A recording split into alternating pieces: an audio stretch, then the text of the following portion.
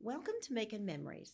I'm Lynda Wright at Randolph-Macon College, and today is April 21st, 2023. Today I'm here with Maria Scott, Professor of English at the college since 1992. Welcome, Maria. Can you tell us when and how you came to teach at Randolph-Macon College? Well, it was pretty circuitous. I was not an English major as an undergraduate. I majored in economics. But in my mid-20s, I realized that this was what I wanted to do. And so I applied to graduate school and went to graduate school and applied for jobs when I was just about finished with my PhD. And I was lucky enough to be recruited by Dal Wooten, who was the longtime chair of the English department for many, many, many years. And he was a true, he was a true Southern gentleman. I've never really met a Southern gentleman before. And coming from California via Chicago, I had met very few Southern gentlemen at all. Anyway, so I came here, and I think possibly one of the things that made me attractive was that I had an associate's degree in theater, and that I had spent some time acting. So I brought something to Shakespeare that perhaps was not previously available to students. And I've since then, my students in my drama classes all have to do scene work. And I still approach plays pretty much as a theater person as well as a literature person. Well, I'm sure that was very attractive to Dal Wooten, whom I interviewed with Richie Watson in the early years of Making Memories, as he was very much a theater person. So I'm sure you all hit it off there. So who was in the department besides Professor Wooten when you came? Oh, wow. Okay, so there was Bill McElwain and Bill Marshall, and I'm not doing this in any particular order. Amy Goodwin, Mark Parker, Richie Watson, and Ted Shekels. That was all of them. Yeah. So you were just this, I believe, just the second woman to be in the English department after Amy Goodwin. Yes. So and right on the heels of her. So right. Yeah. She's 2 years ahead of me. Yeah. So the department was going through some changes then. You all were mixing it up a little bit. Yes. Good. So you, let's see. So talking about your work in the English department, can you talk about, you mentioned Shakespeare, some of your favorite courses or through the years that you've taught in English? Well, my primary field is early modern literature. So I teach Shakespeare. I did take over Milton after Dal retired, and that was actually one of my favorite classes to teach, John Milton poetry. Paradise Lost, Paradise Regained, the whole shebang. I doubt that anybody is ever going to teach Milton again at Randolph-Macon College. It's just not in demand, which makes me sad. But I feel very fortunate to have been able to teach it, and I had some really good students in it, and I really enjoyed it. I also teach the Introduction to Drama class. Students have to do scene work in that too. Of course, we all teach the English 185, which is the seminar in writing and reading. And I've taught British literature, both 1 and 2. I taught for a while non-Shakespearean early modern drama. Again, the demand for that has pretty much gone off, so I haven't taught that in many years. I've developed some sort of genre type courses. One of them is called Feast and Famine, and it's about food. in literature and culture. And that's a great deal of fun. And another of my favorites is what is it? Mortality, Meaning, and Memorialization. And that's about death. And I always get some really interested students in that because students who want to take a course about death are interesting. And then, as I was saying earlier before we talked, I taught a bunch of the first-year experience classes, and one of them with Anne Throckmorton in history we called Holy Hikes because it was about pilgrimage. So and I teach about the Bible too, because nobody knows anything about the Bible anymore. And if you're going to read English literature, you need to know about the Bible. That's great. So what is that course called? The Bible in Literature? I call it Uses of the Bible in Literature. I did that kind of deliberately because the way the Bible is deployed these days in cultural contexts is not always without an agenda. And there have been some serious misreadings of the Bible that have crept into both literature and culture that some of them are minor, like there is no whale in Jonah. It's just a big fish. But then there are other things like blaming Eve for the fall. And that just is not in the book. But a lot of people think it is. And so I try to correct some of those misreadings as well. That's very interesting. I know the Bible, just in culture, as you say, if you don't know some basic Bible stories or allusions, you can't even go to the movies or read fairy tales or lots of things that I do think some people are really missing. A lot's going over their head if they don't understand some of that. So Same thing with Shakespeare. Yeah, well, that's true. That's true. So many phrases that we say all the time that, I just seen a list of everything that came from Shakespeare that I never knew. Yeah, I wrote an email to some students today about making assurance double sure. And I thought, really, should I send that? Because it's from Macbeth. Yeah. And you're not supposed to quote the Scottish play in the theater because it's bad luck. Oh, you didn't know that? Yes, it's very bad luck. Oh, no. Okay. You're not supposed to quote it in the theater. In the theater. Oh, okay. No. All right. Well, I would not be quoting Macbeth on probably anywhere, but I'll try to remember that. Well, that's good. Well, I asked, so I'm glad you mentioned your FYE course, first year experience course that you did with Professor Throckmorton, the Holy Hikes. You also went to England with her. Yes. You all did a travel course. You want to talk about that? Oh, that was lovely. I called my course Literary London. And Anne was teaching, I think, a couple of courses. One of them was British history from some date to date. And then there was another one, I can't remember. But we went to all sorts of places. We went to the Tower of London. We went to Poets' Corner in Westminster Abbey. We went to, now I'm not going to remember the castle. Oh, shoot. Was it one of Henry VIII's castle? Well, we went to Hampton Court. We did go to that one. But there was another one we went to, and that was just marvelous. It's an old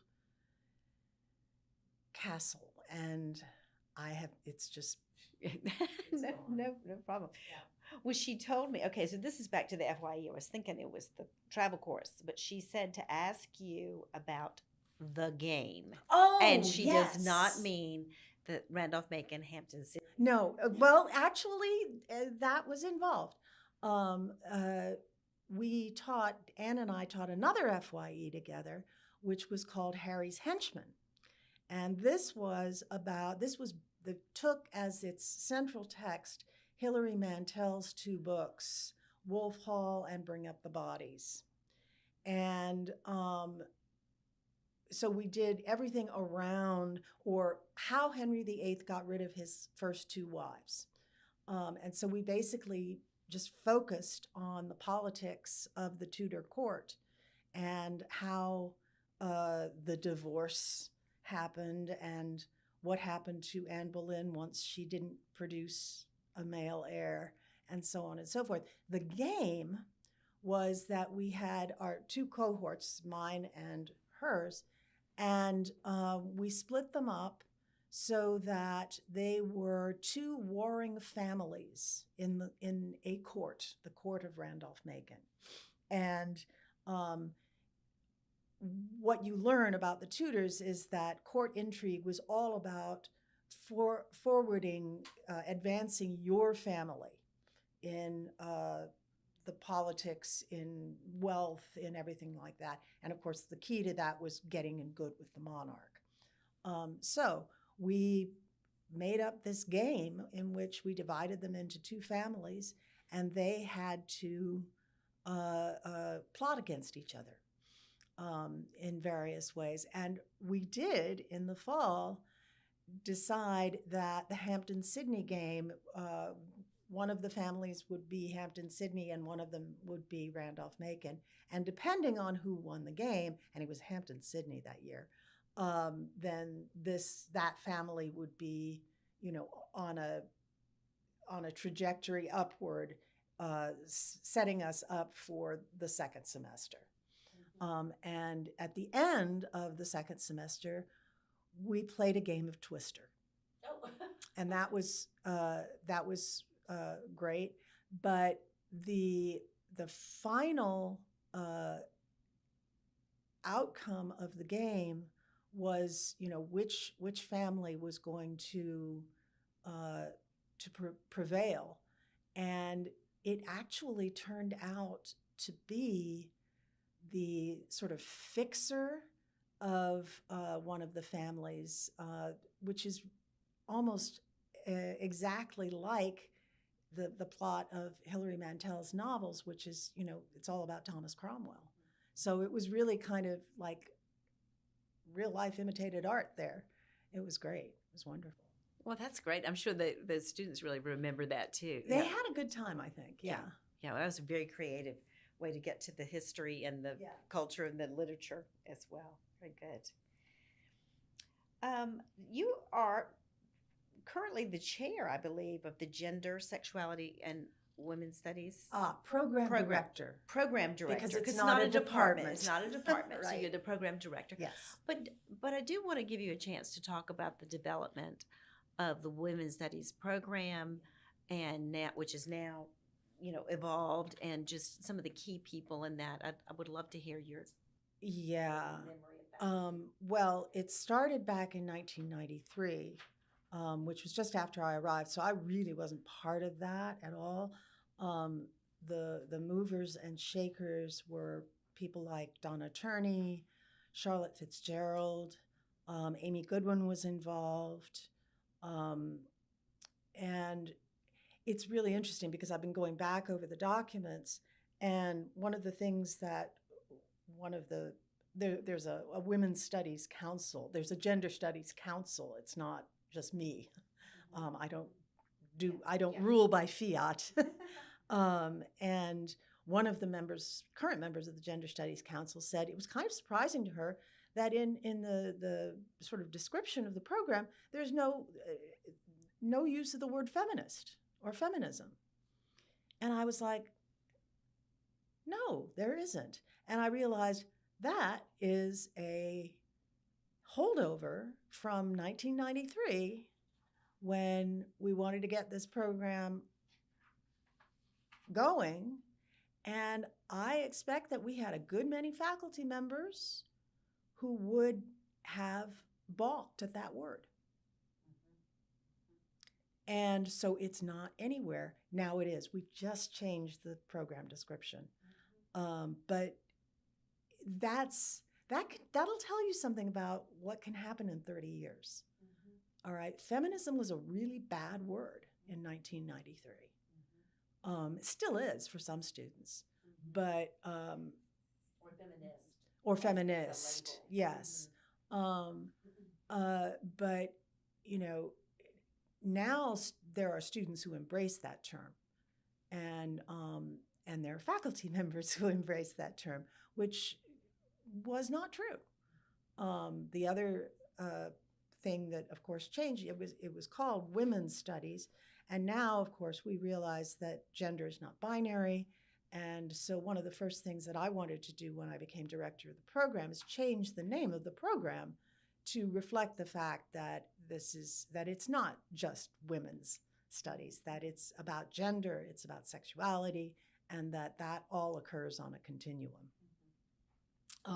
So that was important to me. But here's another example. When I arrived, there was no gay-straight alliance. In fact, if a person was gay, that person risked being beaten up. And so we've come a long way. We certainly haven't arrived, but we have come away. And now we recognize things like gender neutral, gender queer, and all that kind of stuff. And it warms the cockles of my heart, so to speak. Yeah. Well, and changing the name, I guess, from women's studies to gender and sexuality may open the door for people to take classes who might feel that it really was only for female students. Yes, students to take, or, will I be welcome in this class? Right. That kind of thing. Exactly. Well, and Marisa Cull, for example, teaches a course called Men Don't Cry. All right, that's one of our courses. I mean, it's an English course, but we count it on gender, sexuality, and women's studies because it's about gender and about stereotypes and about, kinds of expectations that are attached to gender, which can sometimes be very damaging. And restricting, yeah. Right. Well, I do want to, so you're being program chair, sort of segues into this. I did want to talk about your extensive college service. You served on so many committees and led so many committees. And one role in particular we'll get to, but did you want to talk about any of your committee work or just the service to the college and that? I'm currently chair of curriculum, and it's making me nuts. But I'm kind of liking it. I didn't expect to like it. It was one of those when the chair went off last year, I guess it was, everybody looked at each other. It was sort of like, not me.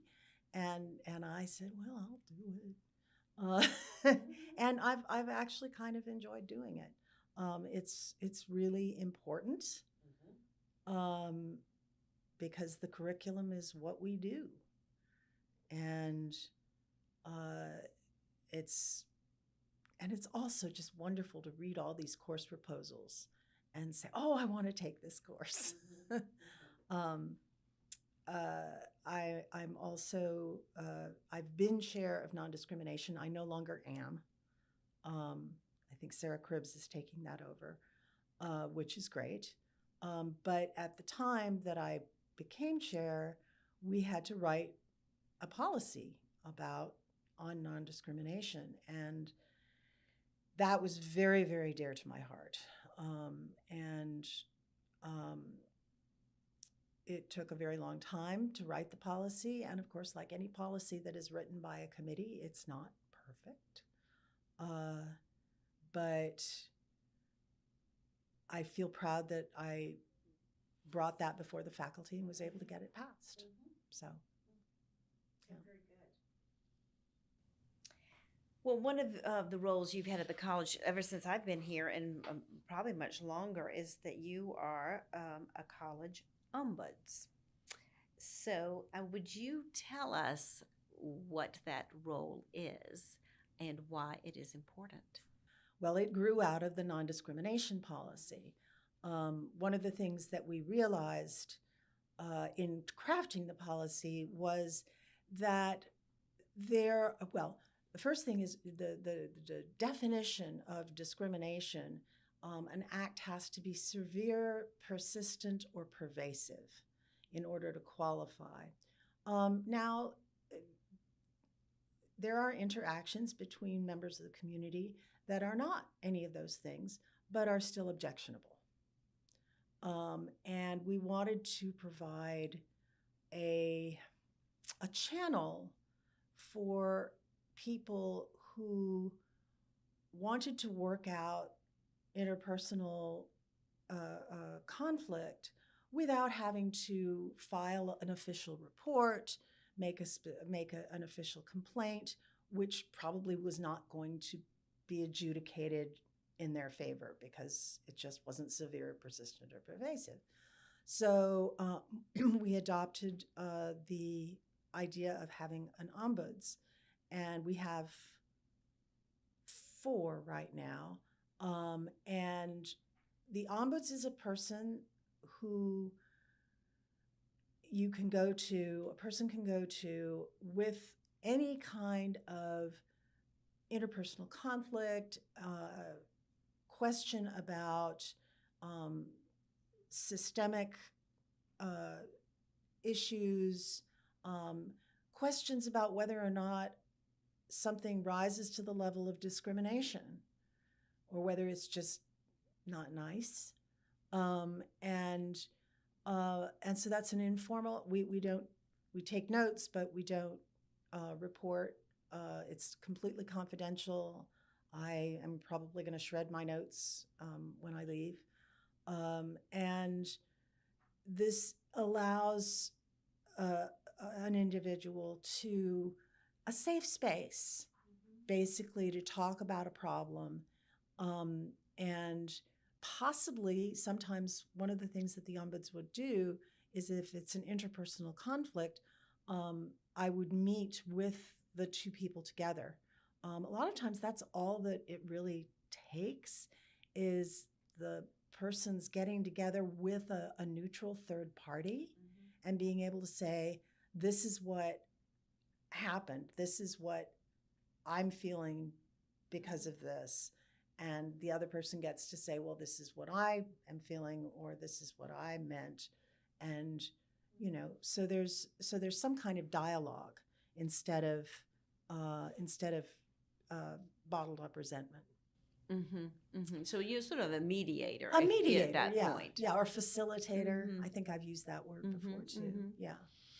Well, if someone comes to you in this role and has a situation, I guess sometimes you do advise them to file a formal complaint if it meets those criteria. Yeah, if it meets those criteria, then you would advise them a certain way. But if it doesn't, let's see how we can work this out. Yeah, exactly. And the most important question to ask is, what do you want to happen? What would you like to see happen? Right. And sometimes the ombuds has no teeth. Right. So, I can't make it happen. Right. If somebody says, well, I want so-and-so fired. Too bad. I'm not going to be able to do that. Right. But, I want so-and-so to know that I was hurt. Right. Okay, I can possibly help you there. Yeah. And sometimes when there's a power imbalance, especially, you could exactly. help if there's someone feeling. Well, it's a very, very important role, and I commend you for doing that and representing and just being that safe space for the community for so many years. And thank you for that. Thank you. Again, it's important. And just to note for the record, there are faculty ombuds and staff ombuds. Our current ombuds are Kathy Walker, who is in institutional research, Tom Pizer, who's the chair of the English department, Latoria Tukes, who is a lecturer in computer science, and me. That's it. So very good. Very good. Would you like to talk about some of your directing experience at the college? Because you mentioned you're a theater person and you bring that to your teaching and work. Well, okay, because I do have this associate's degree. I went to drama school. I was going to be an actor. That was the plan. And like, as with many people who were going to be an actor, it just didn't work out. And being a teacher is a lot like being an actor anyway.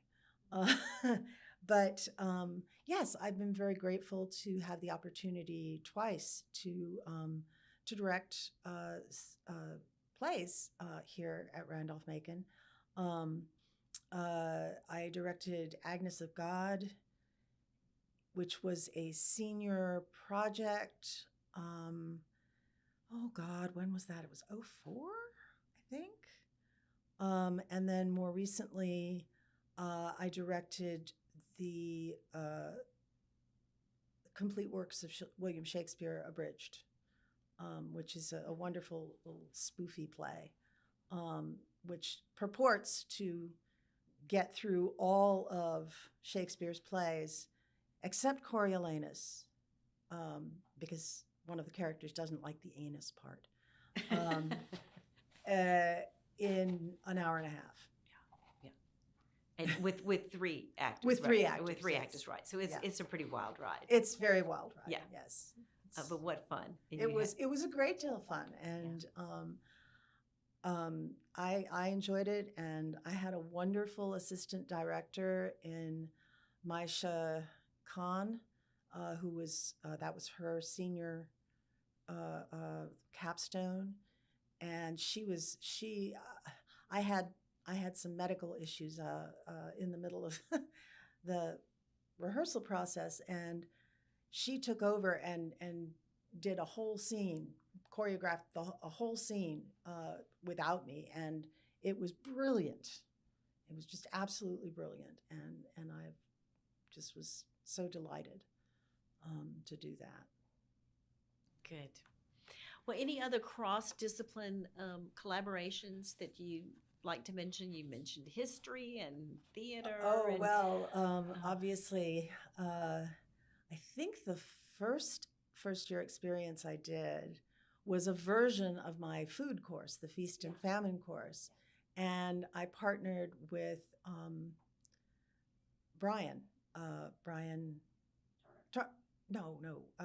chemistry. Moores. Brian Moores. Oh, he was the gourmet, wasn't yes, he? Yes, he was a big gourmet, and so we did food, and we capped it all off. We capped off the fall semester by sort of talking about Eid al-Fitr, the end of the feast ending Ramadan, which is going on right now. And we capped the spring by doing Passover. And we cooked a Passover meal, which I want to tell you is extremely hard to do on this campus because we really don't have any kitchens. So that was fun. And I will forever remember the first class in the second semester. We were talking about peppers and how peppers are both a cultural and a chemical phenomenon. And I went out the day before and bought a whole bunch of different kinds of peppers and cut them into little, and we had one young woman in the course who was from the Indian subcontinent, and she took one of those really hot peppers and just popped it into her mouth, and we were all like waiting for the smoke to come from her ears. And she was just like, no. And so that's how I learned about capsicum, which is what makes a pepper hot. And don't get on your fingers and tell you. And protect your eyes, Yeah, exactly. yeah. And the other course that I loved doing was, and I did it twice, I think, was with George Spagna in God's Good Time. And of course, he's a physicist. And so my favorite part of that course was making the students read some of Augustine's Confessions, and they hated it. But it was very important because it established that time is a human construct, that it doesn't really exist except for us. So, yeah. That's amazing, and that it binds us so tightly. Yes. Yeah. Indeed. Right. I mean, when you think of, we were talking about the track schedule in the curriculum committee yesterday, and well, everybody at Randolph-Macon knows that the track schedule is a subject of constant conflict, but it doesn't mean anything. Except when you're the student selecting classes, it means Right. everything. Well, right, it yes, does. exactly. Yeah, yeah. Yeah, That's but that's what it is. Time, it Yeah. means everything and nothing. Mm-hmm. Well, I love the way you've had so many cross-disciplinary experiences and teaching, and the food theme is the theme of the honors program this year. Yeah, I know. Food Yeah. and I forget exactly what the theme is. Politics, I guess. Yeah, It's kind of a they're political doing theme. sustainability or something Mhm. like that. Yeah. That's such a great theme because you can take it to just about every discipline Oh, there is. absolutely. It's so Yeah, food is, it's Yeah. universal. right. Well, when you think back on your time for the last 30 years at Randolph-Macon, what do you see as some of the watershed events and during the life of the college? Oh my. Well, obviously the establishment of the Women's Studies program.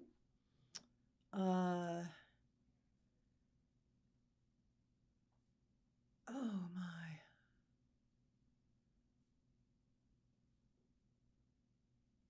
That's a tough question because there's been so many. I suppose the building of the Brock Center. Well, and the building of the the other Brock Center, which is the athletic building, because we really didn't have. We just had the alumni gym, and what was it? The old gym. The old gym, the alumni gym, and now Now we've got the Brock Center, Mhm. and that The was Crenshaw gym. Crenshaw. That's Yeah. right. That's right. Right.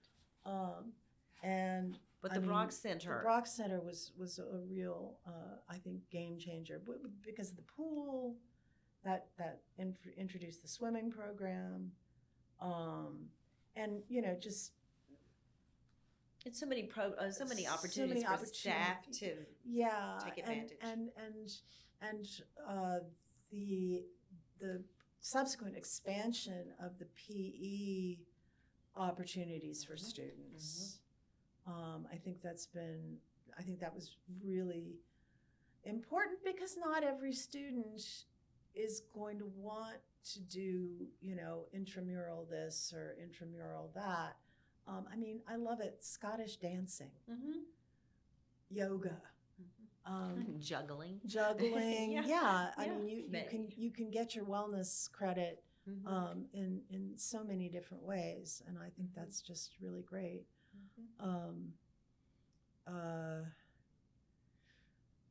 Goodness, the renovation of Wash Frank, obviously, and Pace. Although Wash Frank, I think, was very significant. Yeah. Actually, I think that happened before I got here, but I can't remember now. It was around late It was 80s and early yeah. 90s, around that time, Yeah. probably. Yeah. And of course, the curriculum has changed. The curriculum has changed. As you- We had a new curriculum in the,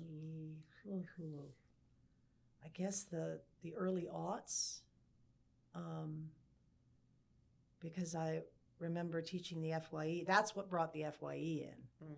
And I think that started in like '08 or '07. It had just started. I came in '05, and it had just started started. then. It had been a pilot before Yeah. that, and it was really sort of, right. you I know, remember up and the running pilot. in '05. Right. And so that was, and that was a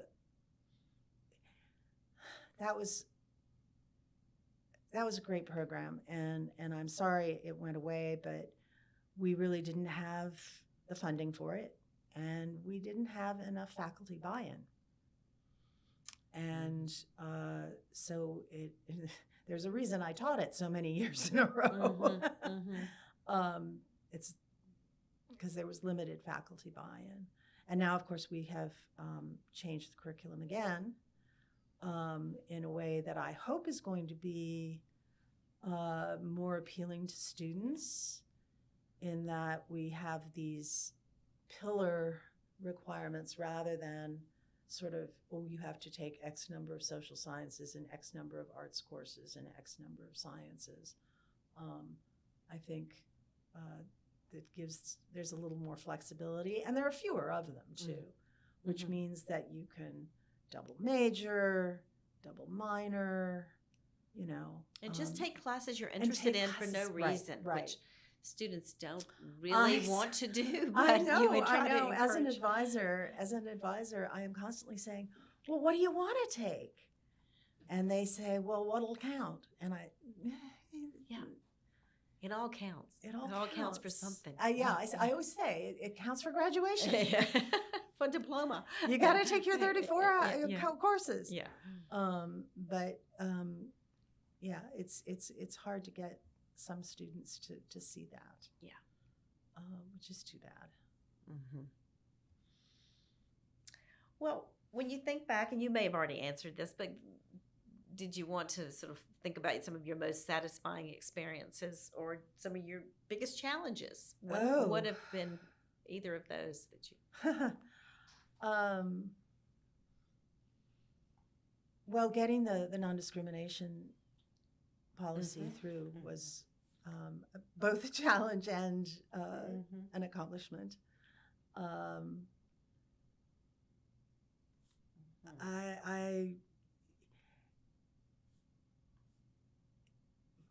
For me, really, there aren't so many. I mean, getting my book published, that was great. That was lovely. But there aren't these, sort of big fireworks moments as the moments in a class where you see the light go on. Yeah. And I often explain what I do, and it's not, you don't always see the light go on. Sometimes you go through a whole semester and you have no idea whether they retained anything or not.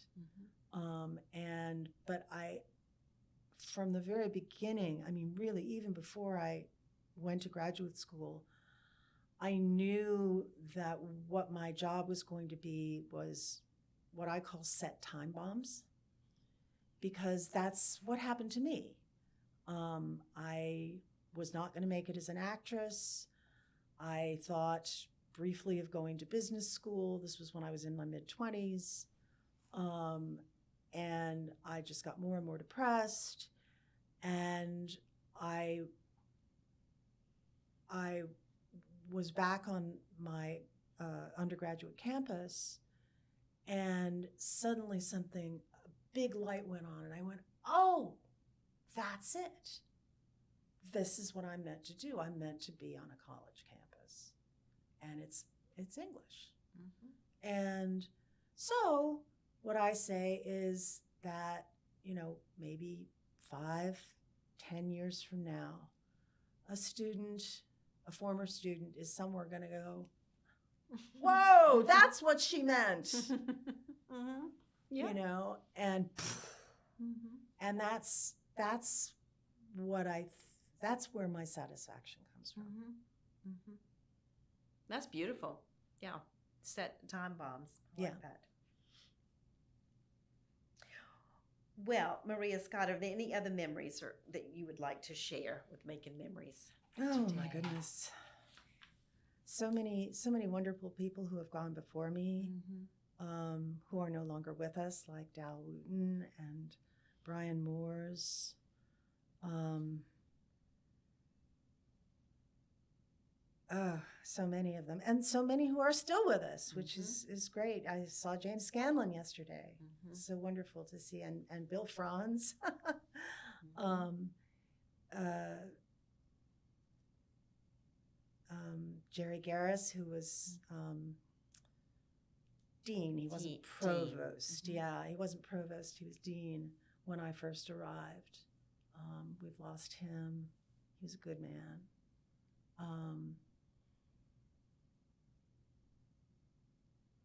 It's funny, you know. One thing that's different about being faculty or staff from being a student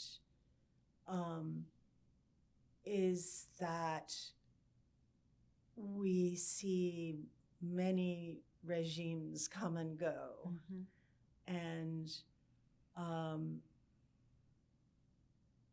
that's interesting to the different presidents, what their particular priorities are, and different provosts and things like that.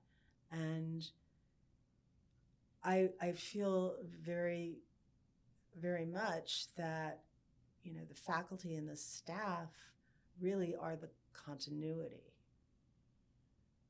of the institution, because we're invested in the long term. In a way that the students and even the administration may not be. Well, it's all part of a very, very long story. Yes. Yeah, we're part of that. Almost, 200 years soon. And it's a great story, and it's great to be part of it, and you've been part of it for over 30 years. So there's some continuity there. And if you look at the timeline, you'll have a nice big chunk of Maria Scott at Randolph-Macon. You're right. So I think that is a great thing. There have been a lot of changes. Oh, and again, I started by saying this, we do have a Gay Straight Alliance now. We do have a Black Students Association. And a Black Student Alumni Association. We teach Black Studies. As a major now. As a major, yeah. We're teaching intersectionality. That would not have flown in 1992. Discussions of race, class, gender.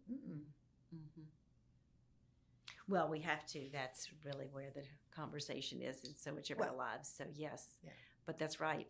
But there are a lot of people who are trying to deny it and tamp it down.